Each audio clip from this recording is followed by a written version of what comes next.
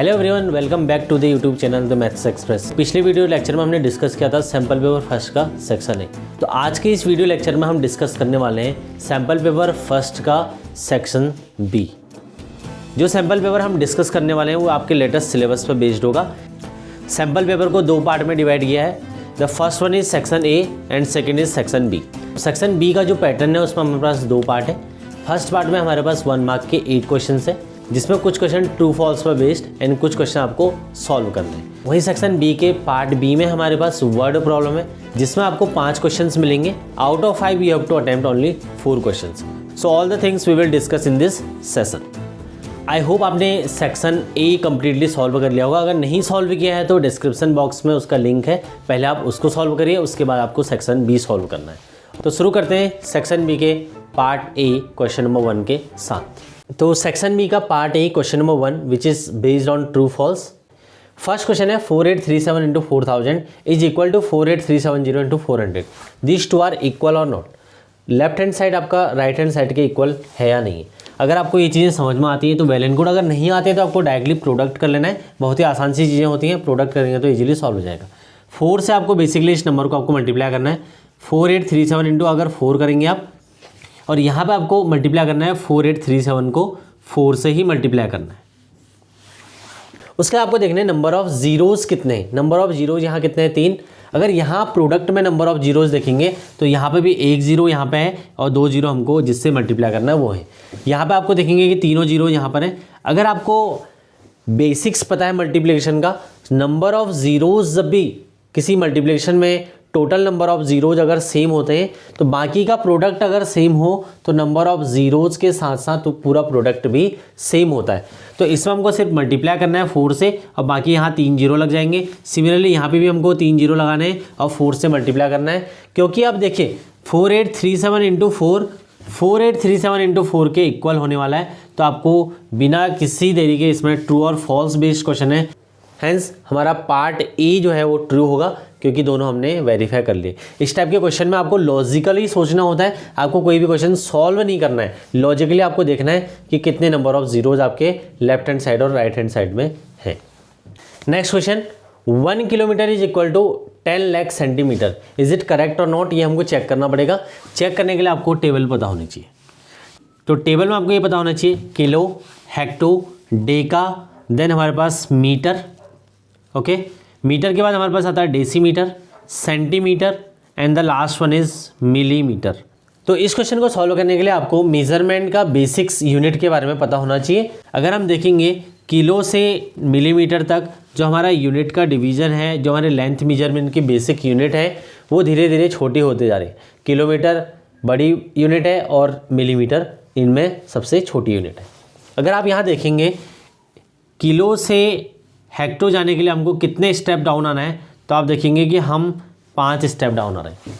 तो जब भी आपको बड़ी यूनिट से छोटी यूनिट में कन्वर्जन करना होता है तो हमेशा आप देखेंगे कि आपके नंबर ऑफ ज़ीरोज़ धीरे धीरे बढ़ते जाएंगे।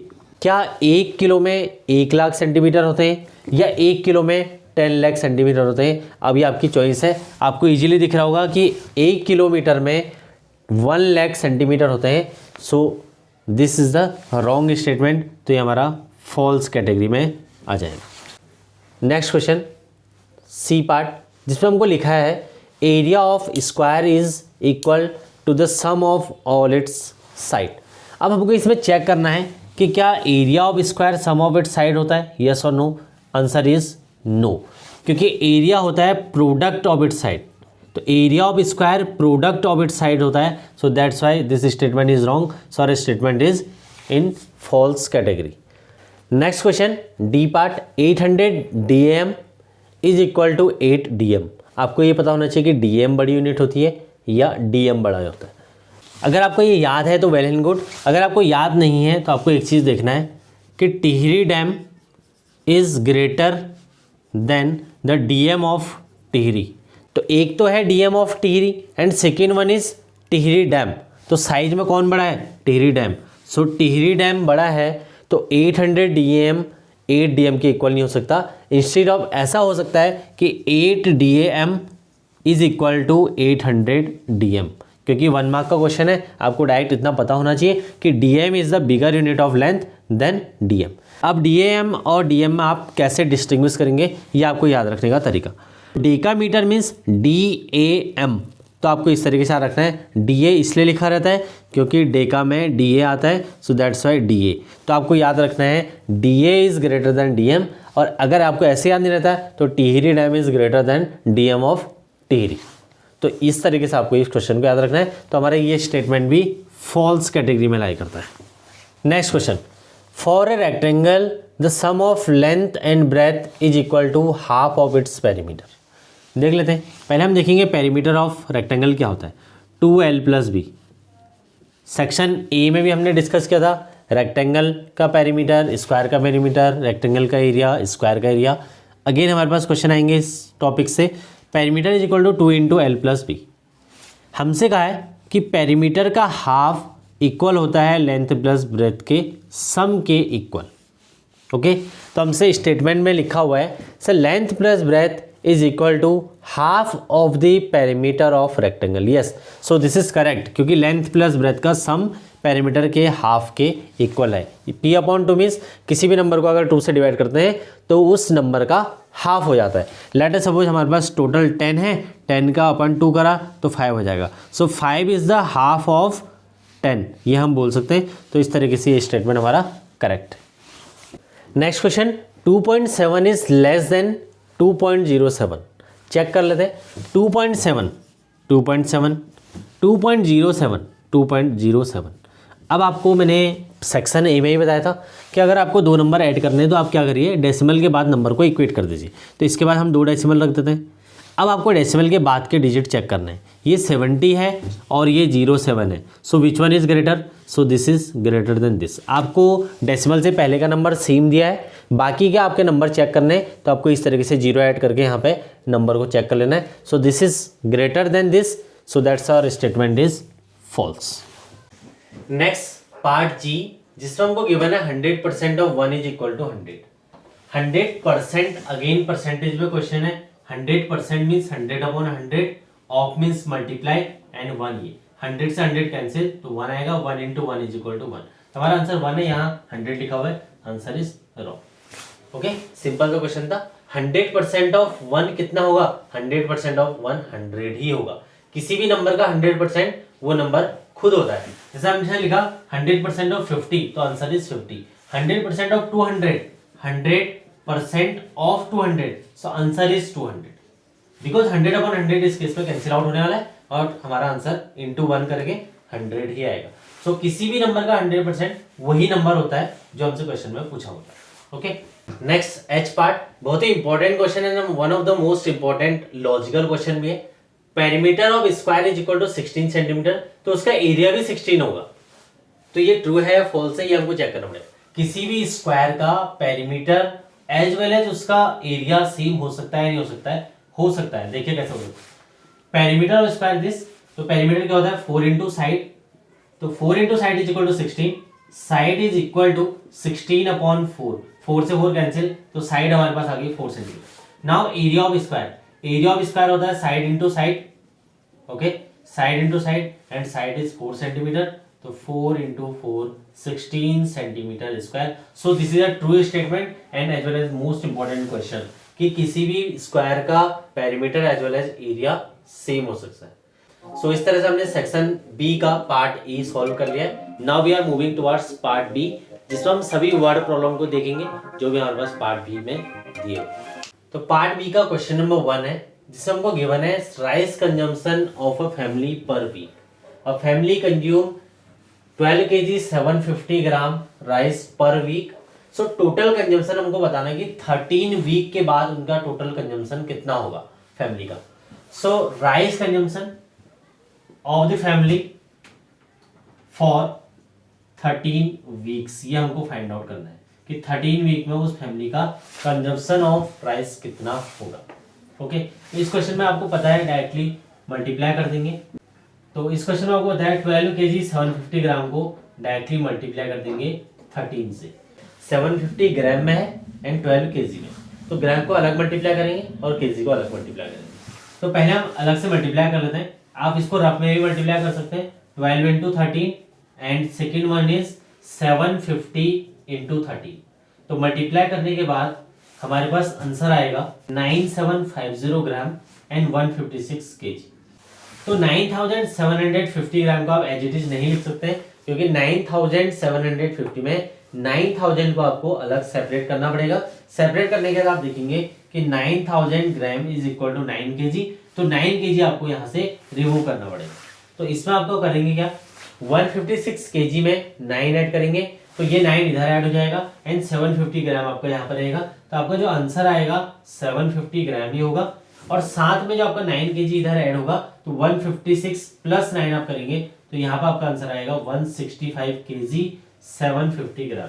तो इतना कंजप्शन उस फैमिली का 13 वीक्स के लिए होगा। अब इसी में एक क्वेश्चन और क्या आ सकता है, तो rice consumption for a family for a single day के लिए आपको निकालने के लिए आ सकता है क्वेश्चन की किस तरीके से हम इसको सॉल्व करेंगे।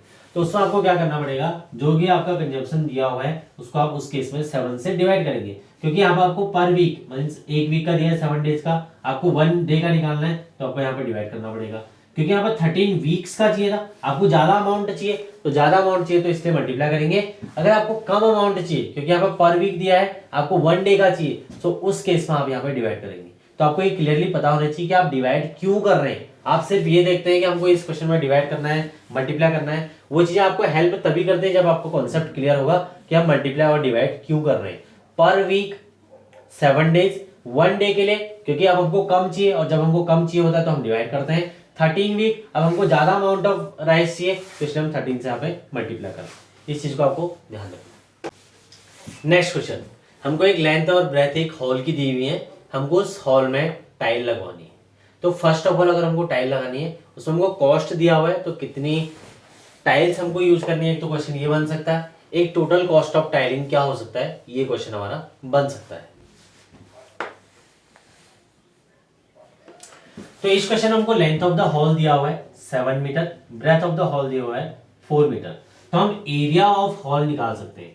Area of hall is L into B क्योंकि एक रेक्टेंगुलर हॉल है तो लेंथ और ब्रेथ गिवन है तो रेक्टेंगुलर हॉल है तो L इंटू बी से हम 7 into 4 28 metre square is the area of this hall. जो भी आप रिप्रेजेंटेशन आंसर का करते हैं वो कभी भी ऐसा ना हो कि वो एग्जामिनर को परेशान करे, वरना एग्जामिनर फिर आपको परेशान करेगा। इस चीज का आपको ध्यान रखना है। जो भी आप लिख रहे हैं एज इट इज लिखें और बिल्कुल क्लियरली लिखें ताकि आपको क्लियरली एग्जामिनर को दिख जाए। पर अगर आप एरिया ऑफ रेक्टेंगल लिख रहे हैं, अगर आप एरिया ऑफ रेक्टेंगल लिख रहे हैं तो क्लियरली मेंशन होना चाहिए कि आप किस चीज का एरिया लिख रहे हैं। तो यहाँ पर हमको दिया है कॉस्ट ऑफ टाइलिंग ₹350 पर स्क्वायर मीटर। अब एक क्वेश्चन ये होना चाहिए कि पर स्क्वायर मीटर का मतलब क्या है। पर स्क्वायर मीटर या मीटर स्क्वायर दोनों चीजें सेम है, मीटर स्क्वायर और स्क्वायर मीटर, ठीक है, ये दोनों चीजें सेम है। ये किसकी यूनिट है ये आपको पता होना चाहिए, एरिया की यूनिट है। स्क्वायर मीटर और मीटर स्क्वायर दोनों एरिया की यूनिट है। कॉस्ट ऑफ टाइलिंग हमको दे रखा है इतना मीटर है। सो हमको टोटल कॉस्ट जब भी निकालना हो तो आपको दो स्टेटमेंट इसमें ध्यान रखने हैं। एक कॉस्ट ऑफ टाइलिंग जो आपको क्वेश्चन में दिया है, second total cost of tiling जो आपको निकालनी है। तो टोटल कॉस्ट आपका निकालना है, आपको 350 से जितना भी आपका एरिया है, एरिया इज 28, इसको आपको मल्टीप्लाई करना है। सो इस तरह से इस क्वेश्चन का हमारा आंसर आ गया है 9800 रुपीज, क्योंकि हमारा हॉल का साइज 28 मीटर स्क्वायर है, काफी बड़ा है, तो इससे हमारा कॉस्ट अराउंड 10,000 के आसपास हमारा है 9,800। Okay, question number 3 which is based on percentage in which the question is given as Chunnu scored 473 marks out of 600। so उसके परसेंटेज हमको निकालनी है। तो हम पहले लिखेंगे कि मार्क्स ऑब्टेन, देन हम टोटल मार्क्स लिखेंगे, उसके बाद हम परसेंटेज निकाल लेंगे। लेट अस सपोज हमारे पास टोटल 6 सब्जेक्ट्स हैं, 100 मार्क्स ईच, तो टोटल मार्क्स हमारे पास 600 आ गया। Chunnu score 473, total marks obtained, जो हर एक सब्जेक्ट में मार्क्स आए उन सबको टोटल ऐड करके सम ऑफ द मार्क्स है 473। Now we have to find out the percentage of marks. जब भी आपको अपने मार्क्स का परसेंटेज निकालना होगा तो ये क्वेश्चन आपको हमेशा हेल्प करेगा उस मार्किंग स्कीम को फॉलो करने में। 473 upon 600 into 100 and divide by 100। इसका बेसिक्स ये है कि जब भी आप किसी नंबर को 100 से मल्टीप्लाई करते हैं, it means in numerator, so at the same time you should divide the number by 100 और या सेम नंबर। तो बेसिकली हम कहना क्या चाहते हैं कि जब भी किसी नंबर को आप मल्टीप्लाई करते हैं तो उसी नंबर से आपको डिवाइड भी करना होता है। यही चीज हमने एलसीएम में भी देखी थी। अदरवाइज ये कॉन्सेप्ट आपका गलत है कि आप किसी नंबर को 100 से मल्टीप्लाई करते हैं तो आपके परसेंटेज निकल जाती है, नहीं निकलती है। देखो कैसे। तो एक और एग्जांपल लेते हैं। लेट अस सपोज आपके 72 मार्क्स आए 80 में से। ओके, सेकंड में भी हम यही करेंगे। तो अब एक बार हम पहला मेथड लगाएंगे जिसमें हम सिर्फ 100 से मल्टीप्लाई करते हैं, और दूसरा मेथड जो मैं आपको बता रहा हूँ 100/100। दोनों मेथड का हम यूज करेंगे, फिर देखेंगे कि क्या हमारा करेक्ट कौन सा है, फर्स्ट वन और सेकंड वन। 0 से 0 कैंसिल, 72 इंटू 10 720 डिवाइडेड बाई 8 से आप इसको डिवाइड करेंगे तो 8 9 72 90। Here we get a number 90। Now here यहां पे चेक करते हैं, 0 से 0 कैंसिल करते हैं, इस 8 से 72 को कैंसिल करते हैं, 9 आएगा, 9 into 10 90, and here we are getting 90/100। क्या ये 90% है या ये 90% है? So answer is 90% means 90/100। So this is 90%, ये 90% नहीं है। सो दैट्स व्हाई आपको 100 से मल्टीप्लाई 100 से डिवाइड करना है।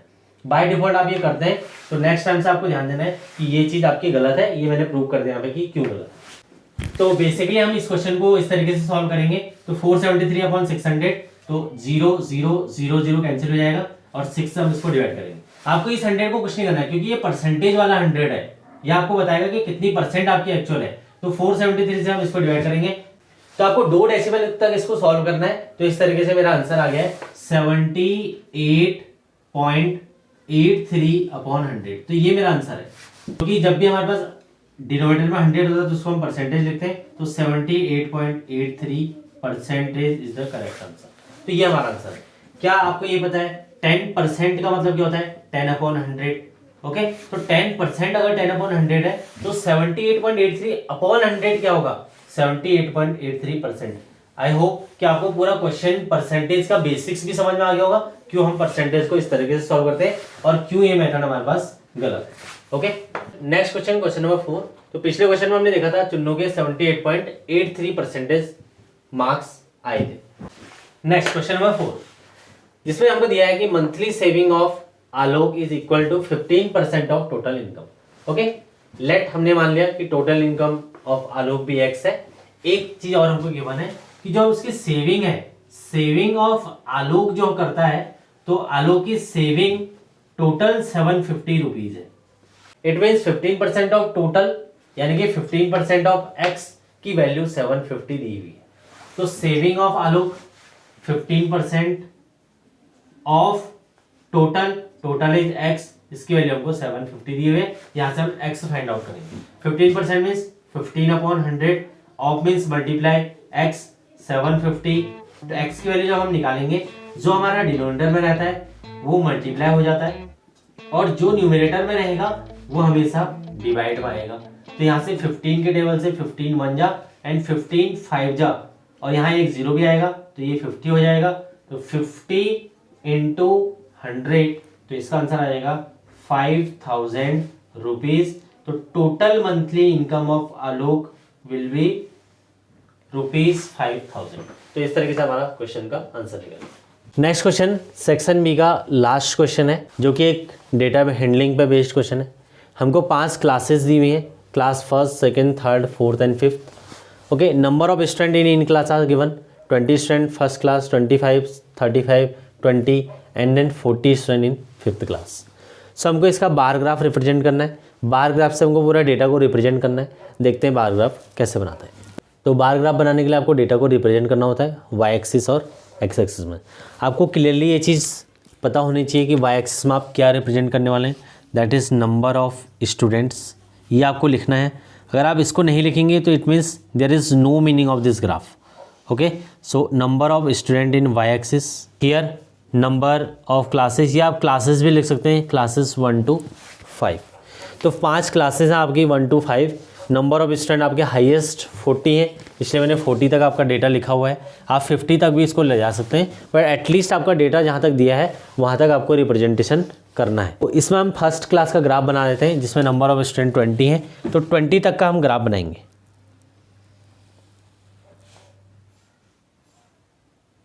सो इस तरीके से हमारा फर्स्ट ग्राफ बन गया है। फिर हम सेकेंड ग्राफ बनाएंगे 25 तक। तो तो इस तरह से हमने सभी क्लासेस के लिए बार ग्राफ बना दिए हैं। फर्स्ट क्लास में 20 स्टूडेंट्स हैं, सेकेंड क्लास में हमारे पास 25 स्टूडेंट्स हैं, तो इसके कॉरस्पॉन्डिंग आपका ये डेटा होना चाहिए, तभी आपका ग्राफ करेक्ट बनेगा।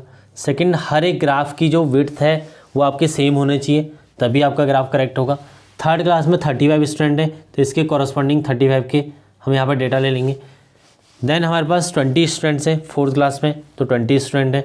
फिफ्थ क्लास में हमारे पास 40 स्टूडेंट हैं, तो इसके कॉरस्पॉन्डिंग जहाँ भी हमारा 40 आएगा वहाँ तक हम इसको मार्क कर लेंगे। नाउ ये क्लास फर्स्ट है, तो आप इसको इस तरीके से रिप्रेजेंट कर सकते हैं, class first, class second, class third, class fourth and class fifth. तो ये आपका रिप्रेजेंटेशन है। तो क्लासेस को आपने रिप्रेजेंट कर दिया, first class, second class. Main चीज़ इसमें क्या होता है, क्यों हम बार ग्राफ बनाते हैं, इस डेटा को इसमें कन्वर्ट करते हैं ताकि आपको इस डेटा को पढ़ के समझ में आ जाए कि किस क्लास में कितने स्टूडेंट्स हैं। अगर आपको कोई ये डेटा ना दे और आपके सिर्फ बार ग्राफ दिया हो तो कैसे इस डेटा को पढ़ेंगे। तो अगर आपको ये डेटा ना दिया हो, सिर्फ आपको बार ग्राफ दिया हो, तो आपको ये पढ़ना आना चाहिए कि हमको बार ग्राफ से कैसे इस डेटा को बनाना है। क्लास फर्स्ट में 20 स्टूडेंट, क्लास सेकंड में 25 स्टूडेंट, क्लास थर्ड में 35 स्टूडेंट, क्लास फोर्थ में 20 स्टूडेंट, क्लास फिफ्थ में 40 स्टूडेंट्स। तो इस तरीके से हमने डेटा को रिप्रेजेंट कर लिया। वो 3 सिंपल से क्वेश्चन इस ग्राफ के बेसिस पे हमको देने हैं। First one is number of students, maximum किस क्लास में नंबर ऑफ स्टूडेंट्स हैं। तो first one is maximum number of student in class, तो फिफ्थ क्लास में नंबर ऑफ स्टूडेंट हाईएस्ट है, तो हमारा आंसर हो जाएगा क्लास फिफ्थ। तो क्लास फिफ्थ हमारा आंसर हो जाएगा। सेकेंड है minimum number of students. Minimum number of students अगर आप देखें तो 2 क्लासेस में 20 स्टूडेंट्स हैं, तो class first and class fourth, तो class first and class fourth में मिनिमम नंबर ऑफ स्टूडेंट्स हैं। और नंबर ऑफ स्टूडेंट्स कितने हैं, नंबर ऑफ स्टूडेंट्स हमारे 20 स्टूडेंट्स ईच। तो यहाँ पर आप लिख सकते हैं 20 स्टूडेंट्स, दोनों क्लासेस में 20 स्टूडेंट्स हैं। थर्ड क्वेश्चन भी सेम टाइप का ही है, same number of students in 2 classes. तो कौन सी 2 क्लासेस में सेम नंबर ऑफ स्टूडेंट्स हैं, एक तो फर्स्ट क्लास में, एक फोर्थ क्लास में। तो इसका आंसर भी सेम ही हो जाएगा, class first and class fourth. तो इस तरीके से हमने इस क्वेश्चन को सॉल्व कर लिया है। आई होप पूरा रिप्रेजेंटेशन आपको समझ में आया होगा। वाई एक्सिस, ये वर्टिकल एक्सिस, एक्स एक्सिस जिसको हम हॉरिजेंटल एक्सिस बोलते हैं, इसका आपको ध्यान रखना है कि आपको जो भी डेटा आप रिप्रेजेंट करने हैं उसको आपको लिखना है, अदरवाइज इस डेटा को कोई भी मीनिंगफुल नहीं कहेगा। मीन्स इसका कोई मीनिंग ही नहीं होगा अगर आप इसको नहीं लिखेंगे तो इस तरीके से हमने क्वेश्चन बी, इस तरह से हमने सेक्शन बी का लास्ट क्वेश्चन सॉल्व कर लिया है। आई होप आपको पूरा क्वेश्चन पेपर समझ में आया होगा। थोड़ा सा क्वेश्चन पेपर लेंथी है, उसका रीज़न है क्या, ताकि आप क्वेश्चन पेपर को जल्दी से जल्दी सॉल्व करें with proper representation. I hope video lecture आपको दोनों समझ में आए होंगे। अगर समझ में आए हैं तो प्लीज़ अपने फ्रेंड्स के साथ ज़रूर शेयर करिएगा।